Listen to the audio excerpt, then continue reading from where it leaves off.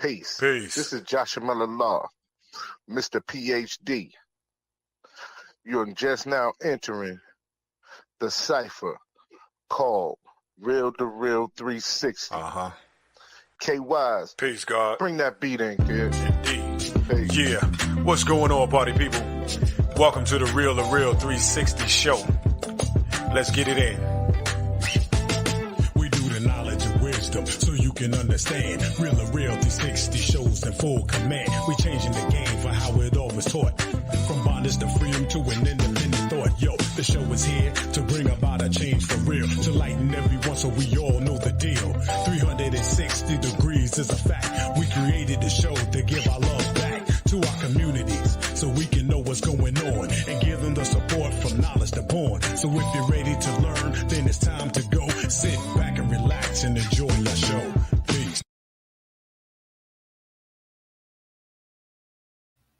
Peace. Peace in the name of Allah. I be the God, DJ K-Wise Allah, aka Kato, the black superhero, chilling right here. Welcome to another exciting episode of the Real 360 show.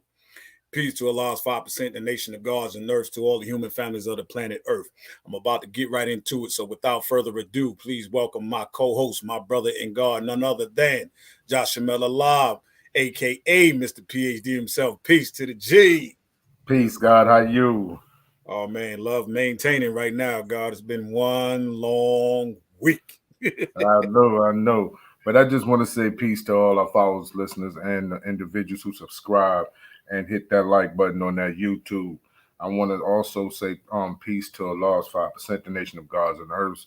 I want to say peace to all individuals who have been checking us out for in the last year and making sure that we have the content going the way we want. They like, and if you like and subscribe and to make sure you donate. You know what I mean? So we can keep everything going, because trust me, we have some great upcoming shows. Like today, the great upcoming show today is with a brother that he's an educator. He's a musical artist. He's an author. He's an activist. He's my brother. He's my light. He's a righteous man. He's a father. You know what I mean? So there's so many superlatives I can actually say about this man, for as being an educator, teaching the babies, literally. But he's my light. He's my brother. You know what I'm saying? I got nothing but love for him. And I want y'all to clap your hands and get prepared for the God. Rahdi Allah. Peace, God. Peace to the gods, man. Peace to the gods first, man. I come in the name of Rahdi Allah. Thank y'all for having me in the space, brothers, for sure. How y'all doing, man?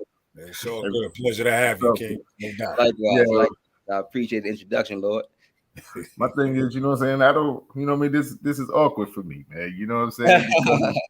Because, it's different. I have like a lot of relationships with some individuals that's on the show, but this relationship right here to me is near and dear, because you're like family to us. You know what I'm saying? That's something, like, not saying that, you're not my brother or whatever, but it's kind of different. You know what I mean? You like my physical family. You know what I mean? Anything goes on, the science with us. But at this moment in time, can you give the people a brief synopsis of who Rahdi Allah is and what you deal with on a day?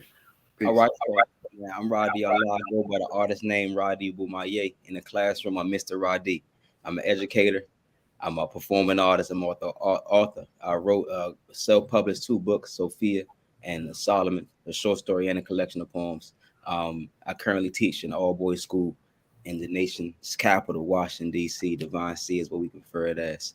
And I've been teaching for maybe close to knowledge cipher years now. It's been a little while since I've been in the classroom. I'm looking forward to this 10-year anniversary in the classroom. One of my most important things to do is raising my children. My seeds are very important to me.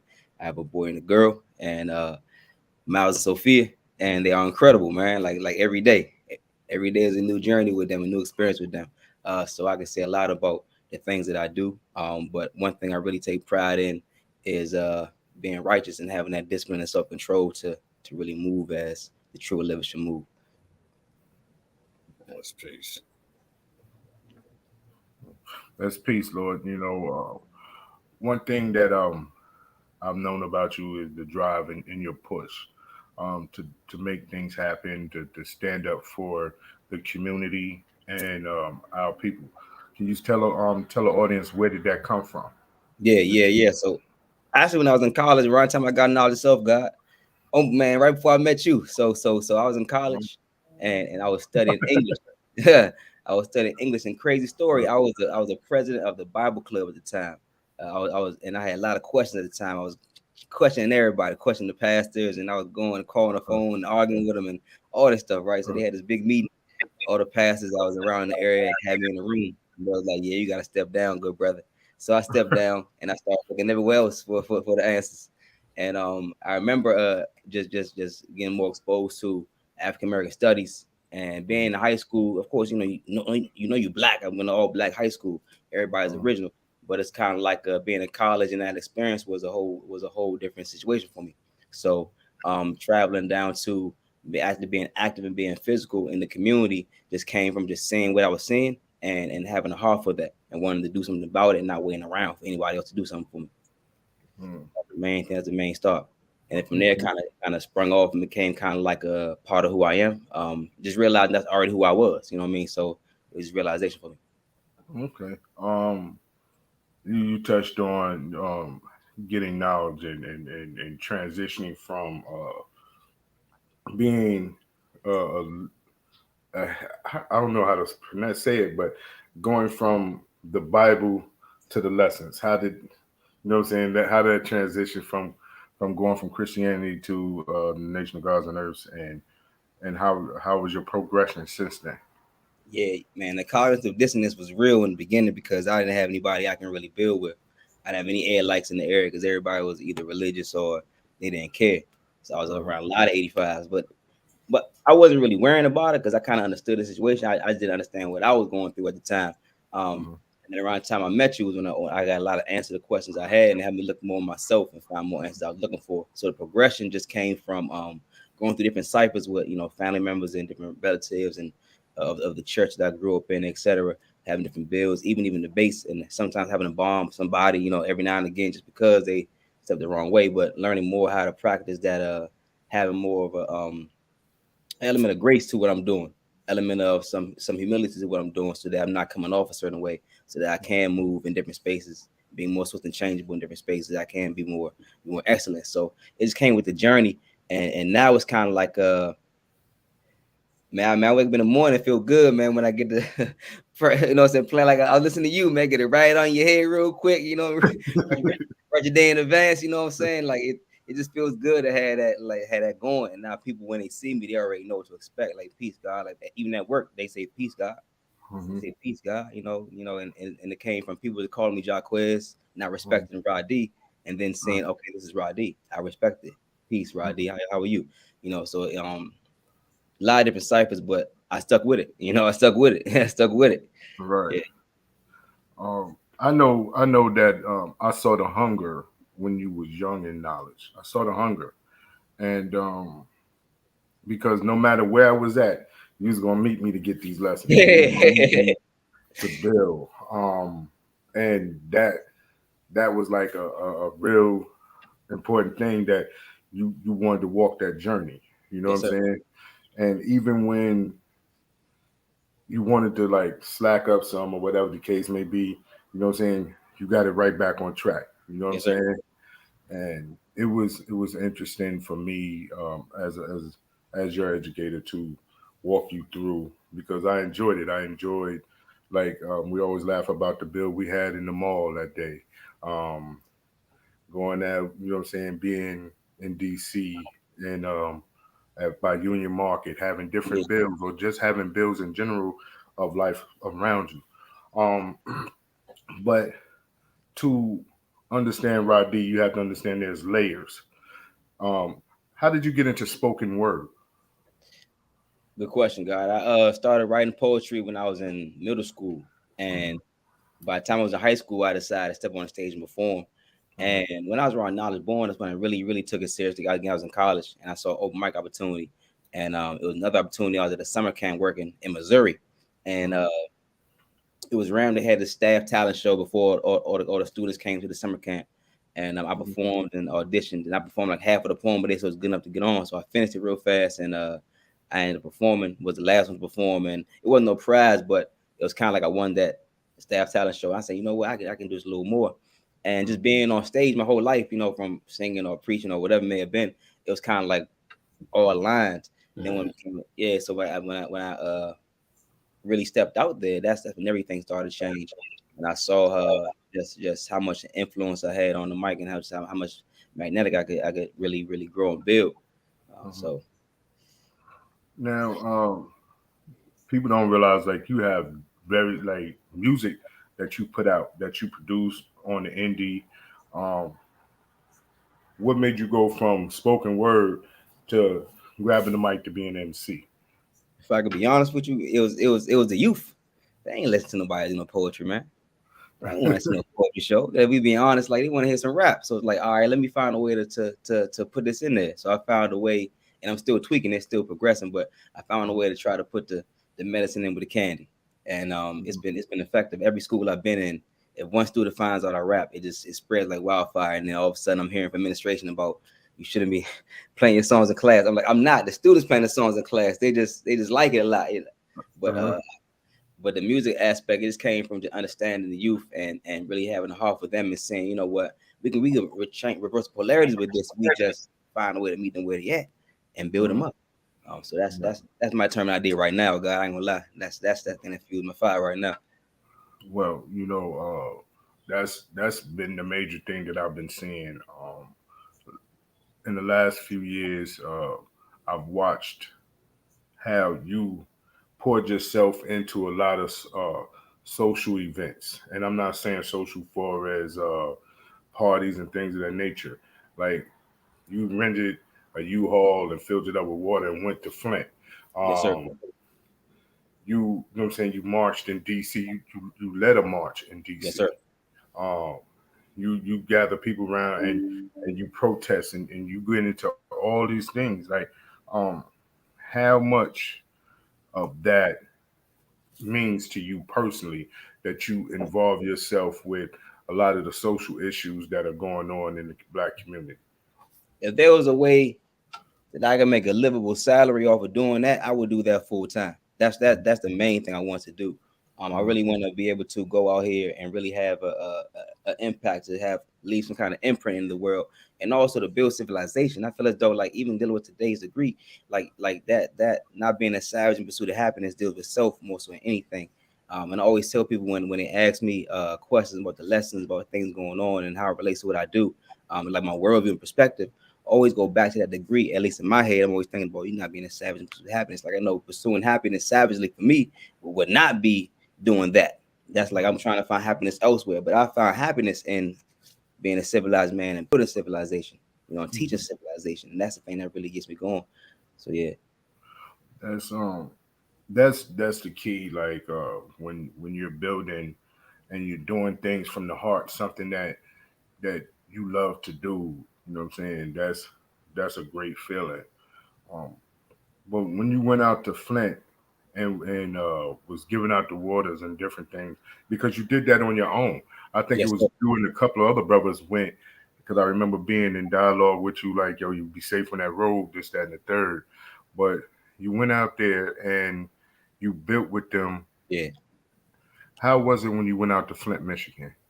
Man, it was me and one other brother, God. It was me, one other brother, and two sisters that went out there. And we got all the water donated. They came to my rest at the time. I was staying in District Heights.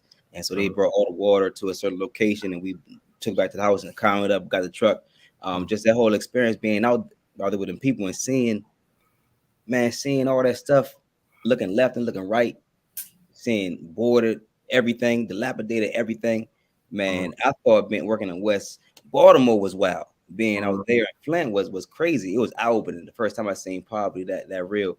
And then knowing a few miles away is like the University of Michigan or something like that. It's a whole college campus and everything is plush and upscale. So it just made me really think about what's really going on out here and how much, or not even how much, but how intense is our love for our people to not say more or do more for the people that's here. Because having them conversations and seeing their faces and seeing how some people were coming by delivering waters just to take a picture or just to make a video. And it was like, man, nah, I don't want no cameras around me. Let's just do this for the people. But that was that. I can never forget those faces and those expressions, God. That was impactful. That to see you take an initiative on your own without an organization, without, you know what I'm saying, a group of other people talking about let's do this, that, and the third. You had a determined idea to go out there and help the people, which was beautiful. And like every time I see, like when you have the what's that, the brotherhood situation that you got when you gather another men and in DC, and then we spoke about the Feed the Hood. How did you get involved with all of that? So you had connected me with the guy Salim in DC who does politics out here, that works with the community and a lot of DC government stuff. And he gave me a lot of opportunities to work in the community. Being within the organization, the National Black United Front, the DC chapter was a great start to really do more of what I'm doing right now. So being in those spaces too, my first time being on news was through one of the events we did, a protest for the liquor store in Southeast DC, and we had protested them renewing the license. And the first time I got to speak on camera on the news, and it was like my family saw that, so that was big.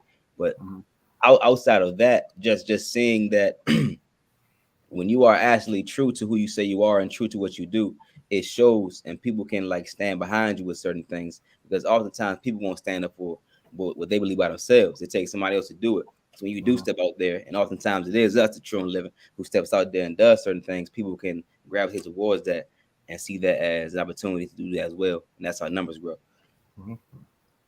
Now, I want to say peace to Salim. You know what I'm saying? Shout out, because he's going to be reelected, you know what I'm saying, as the commissioner of Ward 8 again. You know what I'm saying? We already know what that's going to be. We predicting that 25,000 years in advance. So it's not a good luck. It's already going to happen. So peace to my brother Salim. But the most recent was your march. You know what I'm saying? The whole country was in turmoil at that point in time. And you organized the march in DC. A young brother, you know what I'm saying? A young brother who's finding himself, poured himself into his people during the most turbulent time, and gathered hundreds of people to walk and march through DC. It still sounds crazy when you say that. Yeah, it's to me, it was humbling to see, you know what I'm saying, your movement.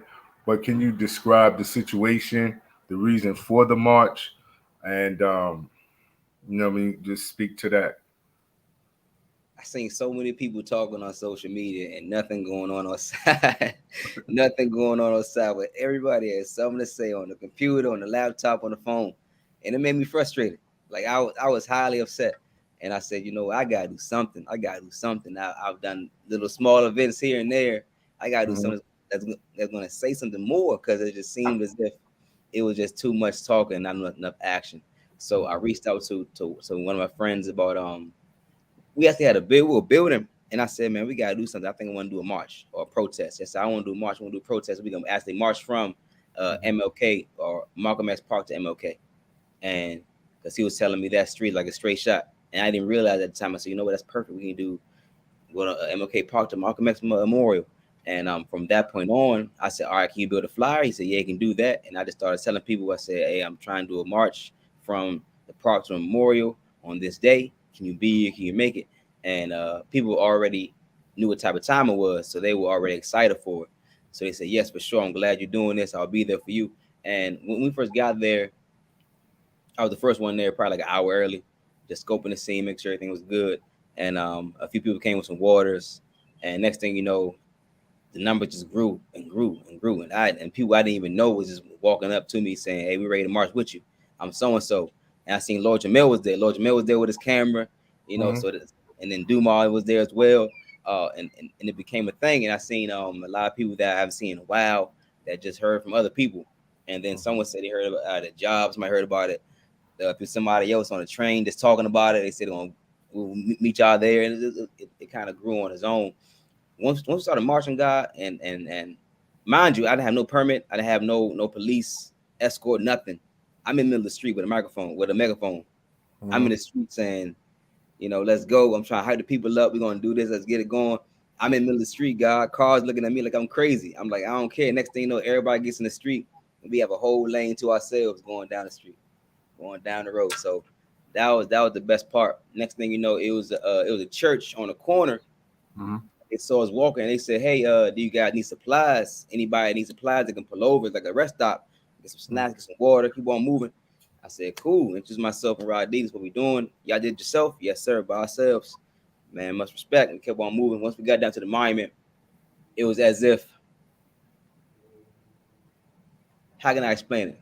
I've never seen so many people. I've never seen that many people at that one space.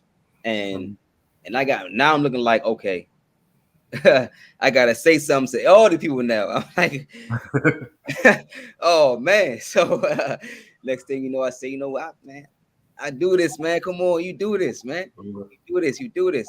The numbers didn't even matter at that point. It was the moment. I started speaking in front of everybody, and it kind of was organically became something bigger. Another organization was there that saw us marching and joined us, and we let them speak for a little while. Some other brother that spoke. And when it was over, I think I built a lot of connections just off that one point from the one intersection leading to the monument. I made so many connections because people saw us at that point. They saw us at our largest before we got to the monument. But that experience, God, like it still sounds crazy when you just describe how you did, because I didn't know that would happen, but I already saw how it could be. But when I actually saw it in real time, it just blew me away. Yeah, so that's definitely a humbling experience. Poor self, G. Let me add on to that and ask you this. What was it for you as you started seeing people gather and build along with you? How did that move you to see them, to start paying attention to your words, and they started going along? It felt good to know that people were respecting what was going on. Because honestly, starting out, you're telling a few people, everybody says, you know, some people say, yes, I'll be there. And then you don't know how many numbers you're going to have, because I had an email list. The email list wasn't full. I had a list, the names were on the list. So I'm thinking, all right, people just bluffing as usual. But once I saw how much people were coming, and I'm in the front of everybody trying to keep going, in my head, I'm thinking, all right, man, this is amazing. But I can't celebrate till I get down there, you know. Right. It's amazing. I'm like, because people tap me saying, hey, Rod, look. I'm like, all right, cool. I'm on the megaphone. We're going to keep on going. We got a few more seconds to go. I'm like, we're going to keep on moving. Don't even matter. I look back. I get a little excited. Okay, cool. We good. But I got to keep on moving. Once I got down to the actual point, that's when I was like, man, this is crazy. Seeing all these people here, this is crazy. And it just kind of gave me the impression that this would be the first time that would happen. Some of that skill, yeah. Well, so, it's not going to be the last time, because I watch what you're doing, period. You always have something in the community. You're always involved in something in the community, and you're a leader. You know what I mean? It's not like you are very boisterous or anything of that nature. You're a quiet leader. You're a humble leader, and people respect, you know what I'm saying, your movement. You know, and I always say, like, I'm proud of Rahdi. You know what I mean? I'm proud of the God, you know, and you do your thing. But yes, sir. What is it that is more important? Like, what is your end goal? What is you looking to see? You know what I'm saying, with all the things that you do? At the end of the day, I want to have a school. I want to have like some land to where it's a school. It's kind of like a community center, and it's also affordable housing. I want to have those things working together because growing up in PG County, you still like neighborhood schools. So the same park is the same name of the school and the same name as the neighborhood. So it's kind of like I want to have something like that, and in doing so, I can kind of be the master of what goes on that land, because it's thinking about how much stuff goes on. It can be an independent school in of itself. It can be a community center. It can be a meeting point for a lot of minds can come here to learn. Like always think about what could have been if Malcolm's organization could have lasted. If he wasn't taken away from us, like what could have been if his organization after he left the nation was successfully sustained. And that's the idea that I have. So always think about that. Like that's really the biggest determined idea I have, God. Like over everything else. Like how do I get like Malcolm X probably the biggest influence in my life. So when it comes to that right there, I think about what would it be like if he had a space where it was different leaders at the time that could meet and make things happen and do different movements, had different events, had different businesses, different social things going on for the people. And that's been my thing. So that's kind of like how I see it, man. I want to have that. Yeah, I want to land with those things on there. When you get to talking about your growth as a man and things that you do, how important is it that you leave a legacy for your babies? Man, that's the reason why I work hard. That's the reason why I make sure I try to max out every day, because I always think about my son's watching me. He's watching what I'm doing when I'm not thinking he's watching. My daughter watch me, even though she's 1, she still can pick up on things. When she gets 2, she's developing more, so she can see more. That's been the thing, like just knowing that I have those 2 eyes on me. I have those eyes on me. I have to leave something for them to build even higher than what I'm trying to do. Because they're capable, if not more capable. I believe they're more capable than me. Not believe, but I know they're more capable than me. And so to have them in a situation where they can flourish from the work that I've done, and not only just flourish because of the work that I've done, but take the mentality and the attitude that I try to teach them as well, and use that to take what I've given them to flourish for themselves. That's motivation for me. That's motivation. Okay. Now, you being an educator at an all boys school in the capital of Divine of DC, how do you see the education for young black men or young black boys can be improved to help them understand themselves and what they're up against when they go out into adulthood? Indeed, God. This is an excellent question. School systems are too punitive. From what I've seen, it's too much punishment. It's a lot of punishment, and it kind of subconsciously prepares young men to already be ready for consequences and repercussions when it comes to being outside in the real world.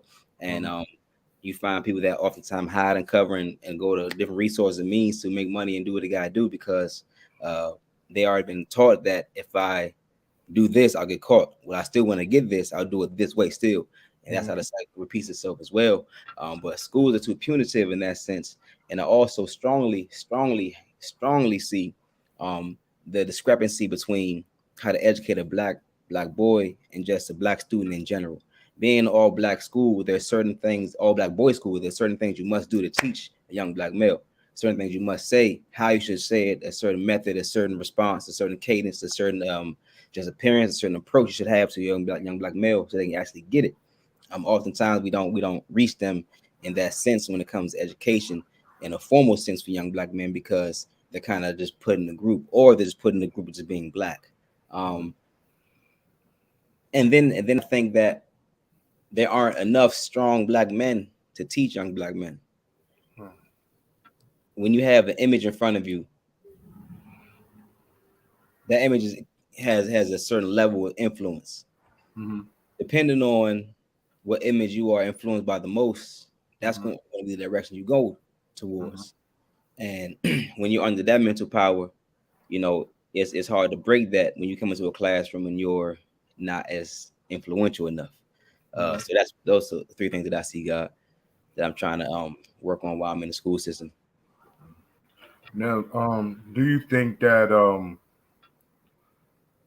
having a charter school which teaches culture would be more helpful for young black men, young black boys, and in their growth and development? From what I found, the non-formal means are highly effective than trying to just strictly go by the book all the time. It's got to be some other way to do it. And I think culture is a good way. When you teach culture, you're teaching lifestyle, you're teaching behavior, you're teaching patterns. And in doing that, young men can pick up on those things and put it in their own self-style way.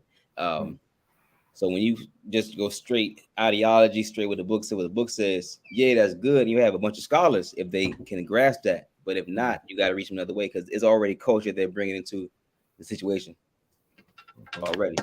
Pardon, so. Wifey just came in the building.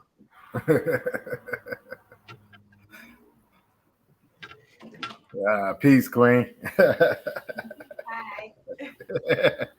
She on the phone right now. But also, Lord, do you feel that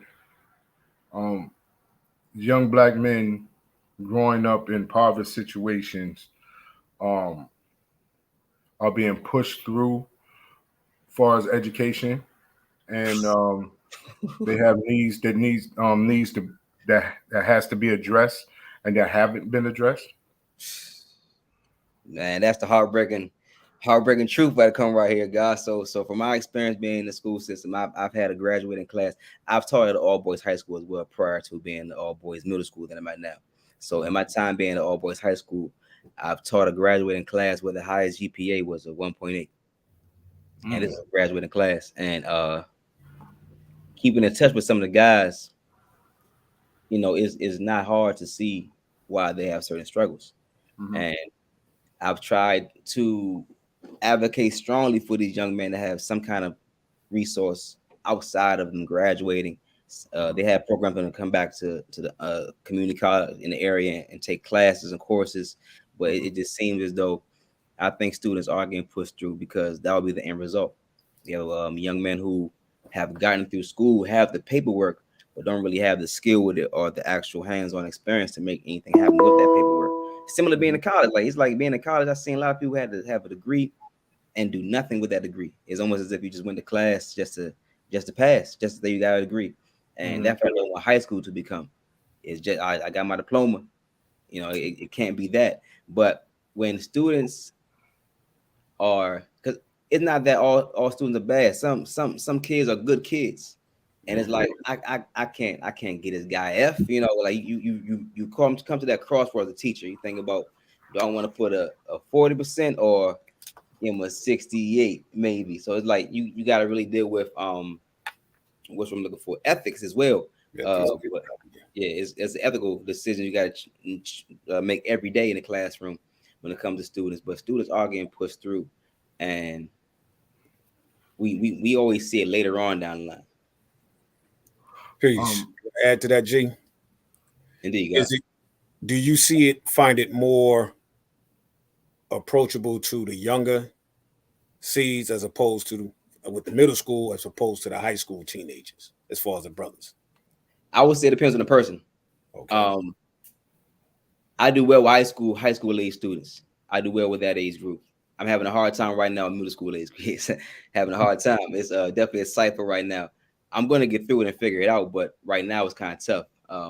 Being in high school, I kind of felt like I was a little younger then, so I was able to relate to them a little more immediately, but I feel more comfortable in that area. I think it depends on the person. You got to manage a lot of stuff too. Kids have energy, the hyper, emotions, all that stuff. If you don't got a patience for it, like your temperament, you might not want to be in that classroom. So it depends on the person. Yeah, for sure. Okay. How do you address the need of a child who is acting out, but they're acting out because they're lacking something else, or they lacking the nurturing, or they lacking the understanding of they being hurt in certain fashions. Like I work in a capacity where you deal with kids who are being abused and they don't have the necessary foods and things and clothes, and they act out. So how do you deal when you find out a child is living subpar, or they don't have they're being picked on or bullied, and they're just acting out? How do you deal with that child? So I try to be as understanding as possible because that's a delicate situation. I'm dealing with some student dealing with that right now. Some young men really going through stuff at home, and you got to be considerate. You got to be real considerate because when they're acting out, you got to be discerning as well. That's when wisdom comes into play. You got to be discerning as well to know, is this student acting out because of this or because of that? And to your point, oftentimes, most times it is because of what you're talking about. And so it's kind of a situation where you got to like, okay, I pause for a second, stand beside them. All right, I give the class some work, turn around, we talk for a second, get back right, or maybe even let's step aside for a second, let's talk for a second. So check-ins are always good for those students. Kind of negate anything that can happen, kind of stop it right before we start. But in that moment, you got to be real considerate and you got to be on point, because if you're not on point, you'll think it's just them trying to be bad in class, and you'll have a negative reaction. You'll give them some fire when they don't need that. They need to be loved right now, need to be talked to, consoled right now. And that is one of the things that is very important with being a teacher. Very important with being an educator, because students need that if you're with them more than their parents most times. Right. You can't be the one that's going off because they acting out all the time. It's got to be some kind of understanding, a little more, and that goes with patience too. But you gotta check in with them. You gotta check in with them. Now, I know that you worked in the Baltimore City school system, Right. and you work currently in the District of Columbia school system. Sure. When it come down to the students, which were more challenging? Which area was more challenging for you? Shoot, what Jesus said? Jesus said, "Prophet don't get love at home." DC, man, it's been tough to me, man. But it's never been something where I felt like I had to give up, or I wasn't getting respect, or it's just I guess a familiarity. It just seems like it's the energy in the city, man. It's like you from the same place I'm from. Like, why I gotta? It just felt like that. But in Baltimore, it was almost like, I don't want to say Mecca and Medina, but I can understand when they say how it relating or comparing the father and the prophet, how when they had different experiences in Mecca and Medina. And that's kind of like how I would see it, but it'll be the reverse. Like, you would think that DC would be Mecca, but DC is more than Medina than the born Mecca being the Mecca aspect as far as the reception, so to say. The father and you can say the Prophet Muhammad had a more, now I want to say more peaceful time, but it was more of a, it wasn't as you got to be on you got to be on point in Medina, so Right. that's how when it comes to just being at home. But I don't got a problem with it, because like, I got to get this now because I'm not going to be here long enough. It's experience for my next phase, next cipher. So once I get experience, I can go to the next cipher and be already there, so that's how I see it, God. Yeah. When you deal with the different youth, and you can tell that they come from certain lifestyle, like you said, they check in. When you check in with them and you see they're going through, how do you see that they hunger and they look for an individual with understanding, even though they don't ask for it? They the attention seeking behavior is more prevalent. What are the things that you do to check in and to pour into your students?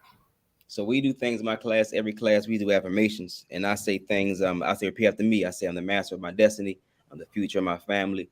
I'm the greatest, and it's cool to be myself. And they all say that as loud and as proud as they can. And that's how I start a class off. And towards the end of the class, I teach science. So I give a science of the day. I have like lab coats in my room. So I give a different lab coat to one student at the end of each class. and that's always a way they feel celebrated and rewarded. Mhm. And those after class or after school conversations gotta be very very like what's the word we're looking for, like pursuit of happiness type, because like they'll come to me and say, like, I had a student come tell me that I'm a school dad, like I'm the guy he calls dad at school.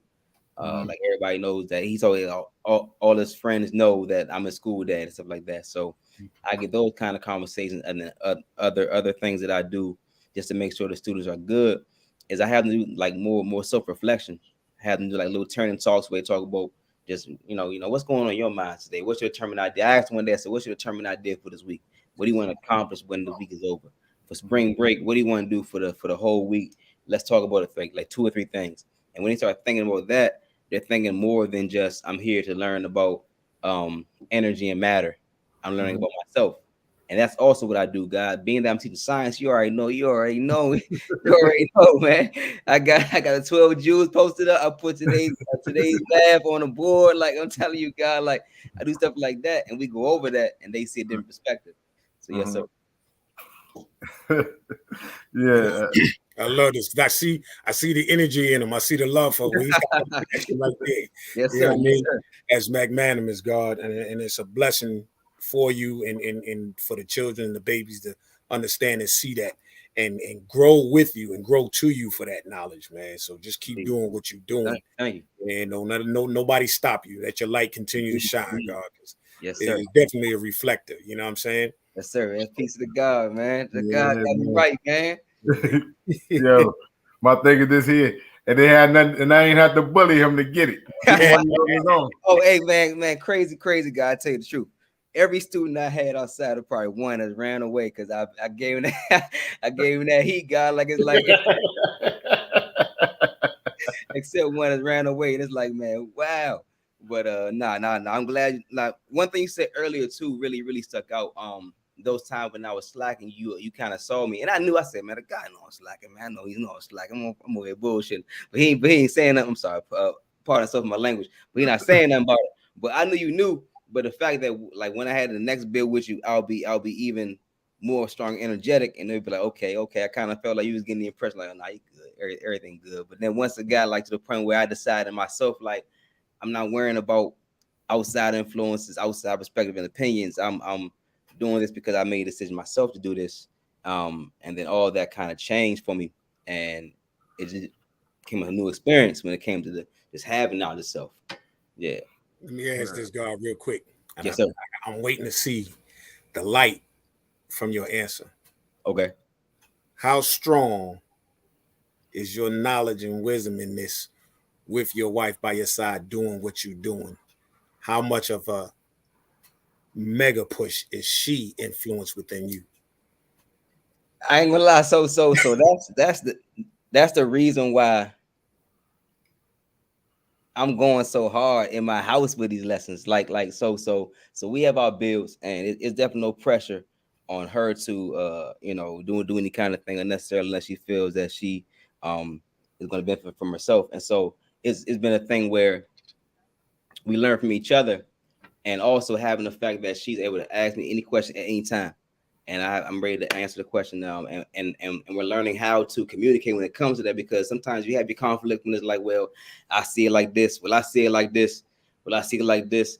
But when you understand, you got to go through love and hell to get it. You got to go through hell to get it right. If you love someone, that I like to compare it to growing up. It's kind of like with your siblings growing up. Like y'all can fight and argue and be good the next day. Or your best friend, you fight and argue good the next day. Your favorite cousin, fight and argue be good the next day.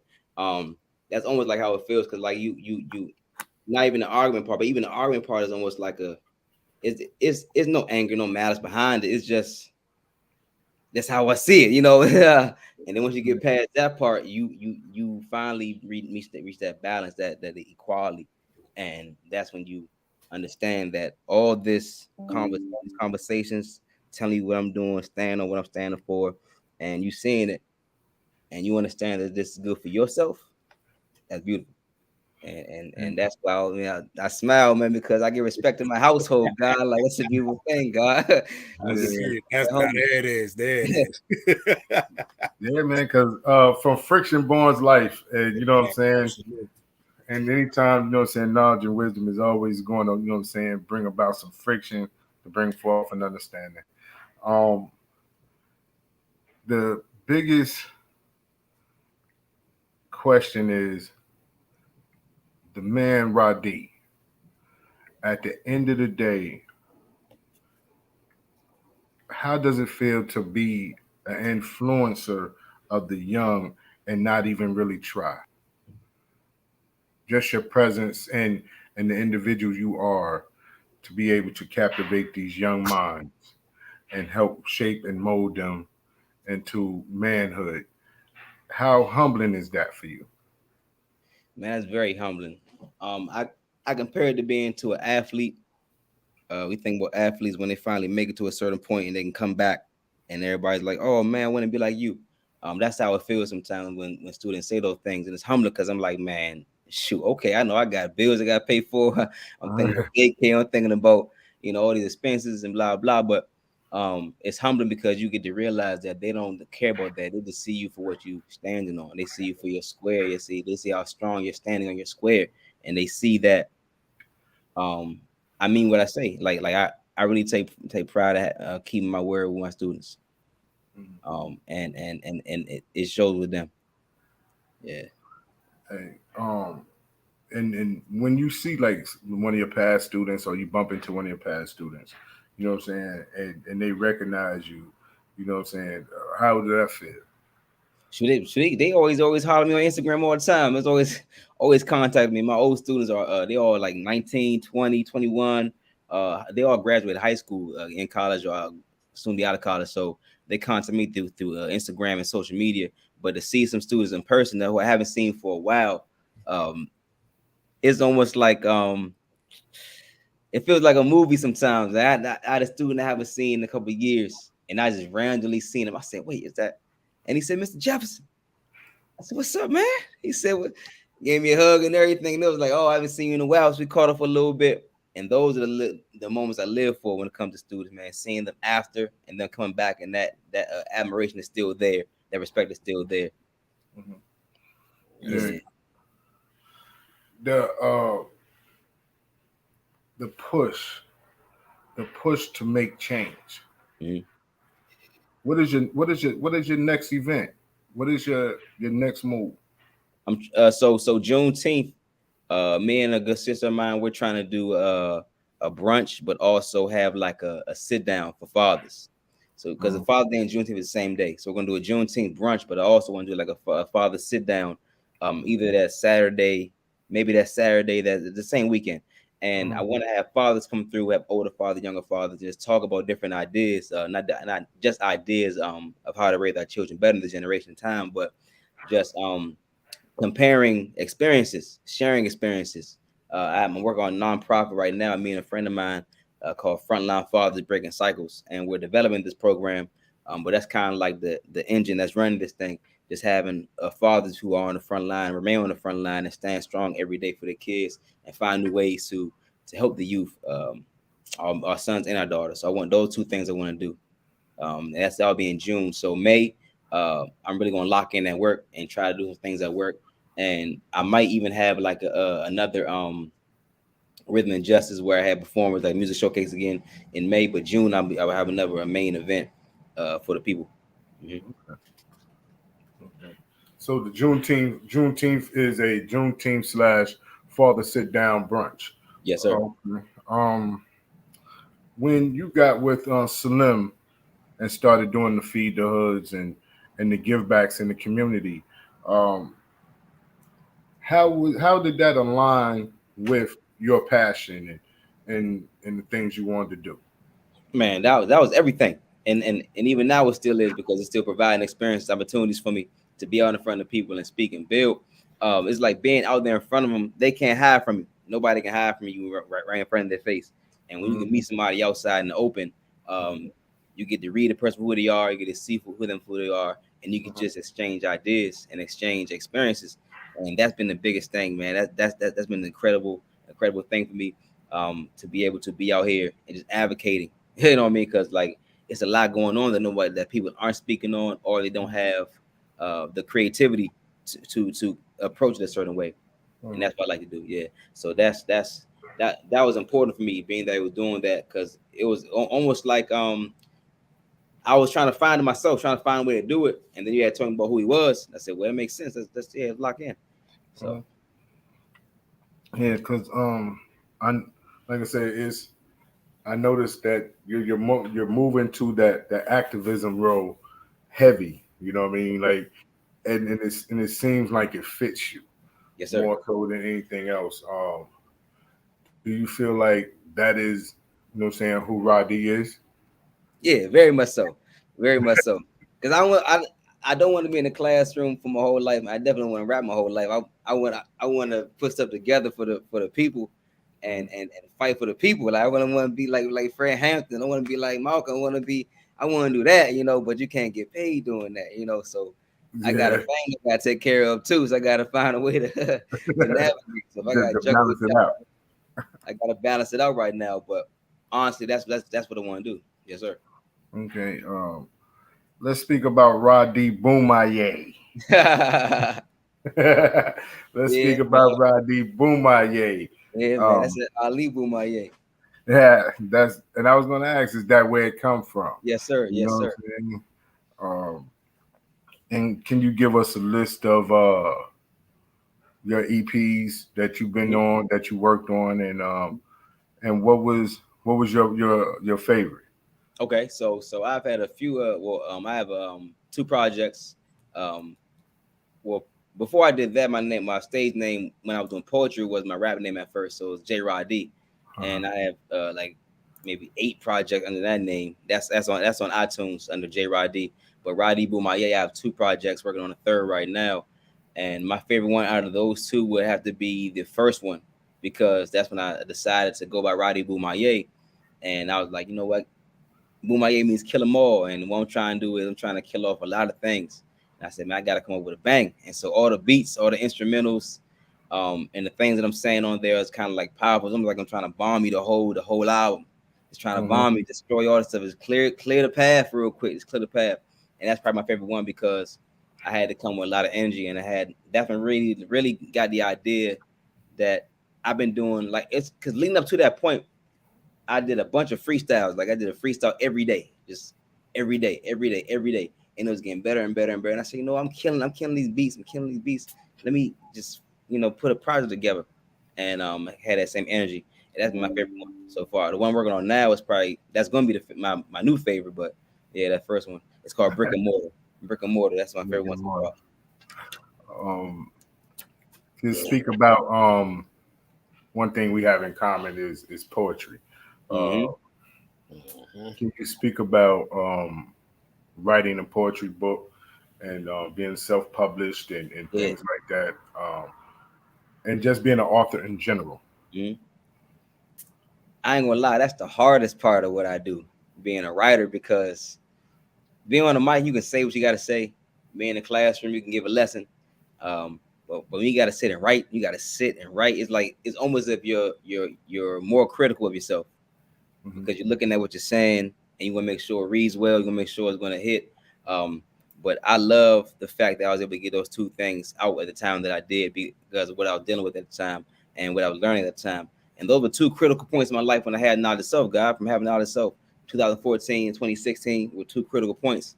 And I put the second book out after Miles was born, because I still had to make some adjustments to it, only because life had changed for me. Right now, working on the third book, and it's taking long enough for this third book, only because I gotta have the experience first before I write about it. So that's why I say it's the hardest part, because it takes the longest to write a book for me now. Like I had so many ideas these past 2 years for books I could have done, and I scrapped them all because I was like, it doesn't sit right yet. But now this time is more of it's time now, and that's what I'm sitting on, and that's what I'm working on right now. So writing books is probably the hardest part, but I find the most joy even more than rapping and poetry, even more than being a teacher, I find the most joy when I can actually write something out and read it and look at it and be satisfied. Yeah, so that self-publishing part, I just find a resource and I put it out. And this is like going back to the music and the writing all at the same time. So being independent musically and independent as an author, how important is it to take control of your own narrative when it comes to the music and to writing books? Yeah, for sure. Great question, God. That's important, very important, because if not, you're allowing somebody else to dictate your future, allowing somebody to dictate the path that your career goes or the path that your creative energy goes. And I don't want nobody trying to control that part of me. Because obviously, you work for somebody, they kind of control your time schedule. But outside of that, I don't want anybody controlling what I'm doing. So when it comes to into being independent, it's definitely a longer grind. It's definitely a harder journey, but I'd rather do that than just give in to signing the paperwork just to get some money to back me for a little bit, but not realizing on the back end I'm losing money, or I'm losing self-respect, or like, nah, I don't want to do any of that. So I'd rather take the long road because it'll be more rewarding in the end when I finally get there. Okay. Lord, we about to come to the end, but let the people know where they can get your book, get some of the music, some of the events you're going to be speaking at, and also too, what I'm saying, give any shout outs that you want to give out at this moment. Yeah, for sure. So first of all, I want to shout out the good brothers, Real 360, for having me here. Peace to the gods, man. This is an amazing interview, man. Thank you. I didn't realize the time. I didn't realize I'm looking at the clock. It's 8:50. This great conversation. This is an extension of what we already do. I call you, we talking. I'm like, oh shit, time is there. All right. They can find me on Instagram, Rahdi Boomaye, RAHDI BOOMAYE. For my books, you can find it on blurb.com. I say Instagram because I had a link tree at first. I had all of the links for my books, but I changed it. So you can find it on blurb.com and just type in JRahdi, JRAHDI. And the two books are called Solomon and Sophia. You'll find those books there. Any special shout outs? My babies, Miles, Sophia, my queen, Tamaya, the good brothers here, Real 360. Shout out to I would say the school that I work at, Statesman Academy, because it is a Black-owned all-boys school for Black boys, and it's in the city and it's doing well, and it's probably one of the top in the nation. They had, the owner was on Steve Harvey's talk show when he had the talk show a couple of years ago, so that was kind of big for our school. So yeah, shout out to my school too. I like what they're doing over there. It's my first year there, and I enjoy being there, despite the tough time it has been. Just trying to establish myself. Man, it's love. That's peace, Lord. I want to tell you, what I'm saying, proud of you, Lord. You know what I'm saying? You know what I'm saying? I love you dearly, man. You back, God. And it's humbling to watch your growth, you know what I'm saying, from when we first started building to the man you are today, this family man. So I greatly appreciate you coming on. Like I said, anytime that you ready to come back, you know what I'm saying, you already know. Yeah. The line is nothing. Yes, sir. You know what I mean? Yes, sir. It's nothing. But at this moment in time, I want to thank all our followers and listeners for tuning in. And at this moment in time, you got a chance to meet the great Mr. Rahdi Allah, my brother, my air light. You know what I'm saying? And at this moment, I'm going to turn it over to my righteous brother in God, K Wise. K Wise, take care of business, Lord. Yeah, indeed. Peace and blessings, family. You just been hit with some awesome, truly dynamic words of wisdom in the education department of a young God who's just magnanimous, and I must give him his flowers while he's due. So I give you a salute, God, because I truly enjoyed your message, and glad, and I hope that it has reached our people as well as their friends out there. And you will receive the videos and the audio of this commentation and everything. And like the God said, you're home, you come back anytime you see well fit. You can bring the family along so we can give them a high love and everything. Right. You know what I mean? Yeah. So to our followers and our listeners and our fans, for the Real 360 show. I thank you. I salute you all. Once again, peace to Allah's 5%, the mighty nation of gods and earths. We do love you one and all. And peace to all the human families of the planet Earth, because you're just as important, if not to be missed or rewarded. All right. Peace and love to my mother. It's getting close to that time. So, Mother Khadijah. Yeah, you know what I mean? So I'll see you soon and everything's going to be all right. All right, I'm about to pull everybody off and we're going to get flowing with the outro as always.